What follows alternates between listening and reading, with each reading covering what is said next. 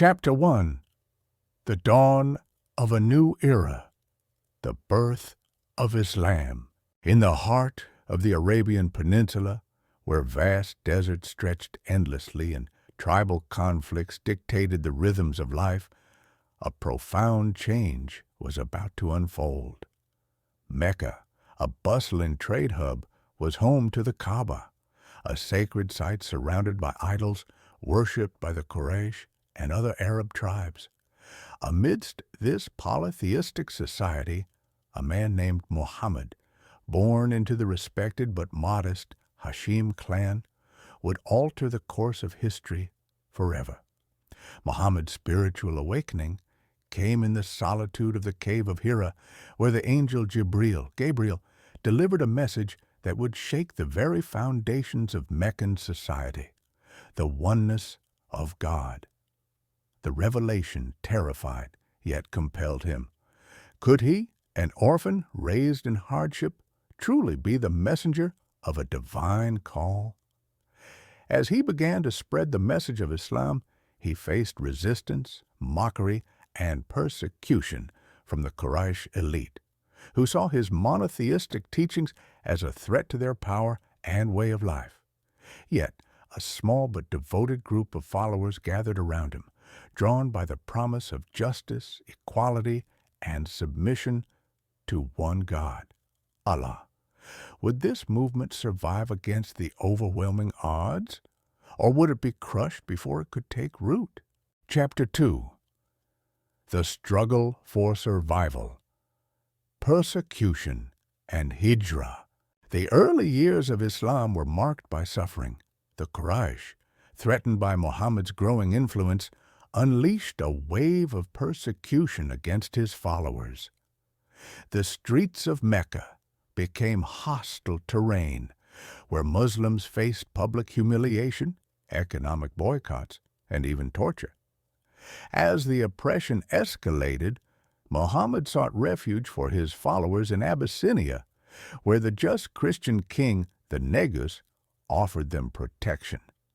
Yet, the turning point came when Muhammad was invited to Yathrib, later Medina, a city plagued by tribal feuds but eager for change. The Hijrah, migration of Muhammad and his followers, in 622 CE, marked the beginning of the Islamic calendar and the establishment of a new community, one based on faith rather than tribal lineage. How would this fragile new society defend itself against the inevitable retaliation of Mecca? Chapter 3.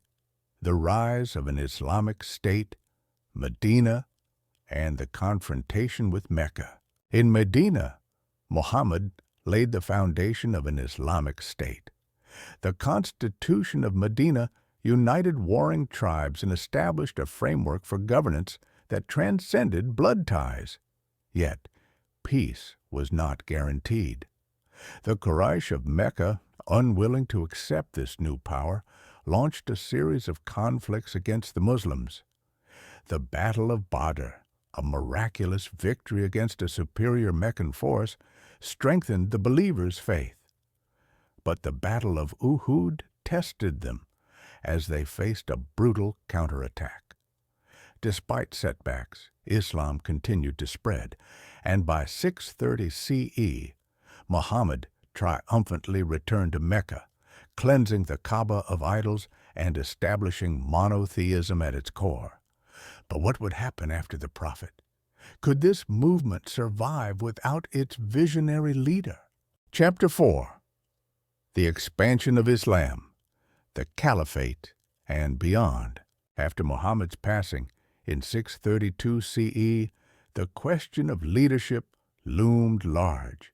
The first caliph, Abu Bakr, held the Ummah, Muslim community, together, quelling internal revolts and laying the groundwork for expansion. Under Umar ibn al-Khattab, Islam spread at an astonishing pace, conquering the Persian and Byzantine territories, bringing diverse cultures under one banner.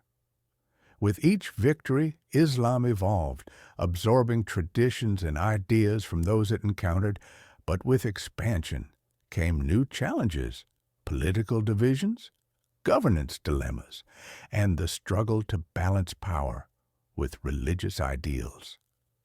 The assassination of Caliph Uthman and the conflict between Ali and Muawiyah set the stage for a deep rift that would shape Islamic history forever.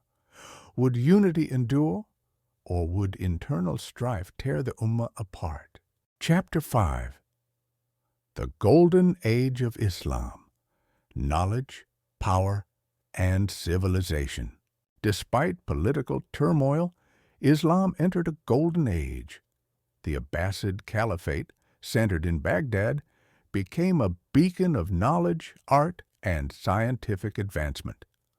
Scholars like Al-Khwarizmi developed algebra, Ibn Sina revolutionized medicine, and vast libraries like the House of Wisdom preserved and expanded human knowledge. Trade flourished, connecting Africa, Asia, and Europe through the Silk Road and maritime routes. Islamic civilization became a melting pot, where Greek, Persian, and Indian ideas merged with Quranic teachings, creating a new intellectual and cultural paradigm. But as with all golden ages, decline was inevitable.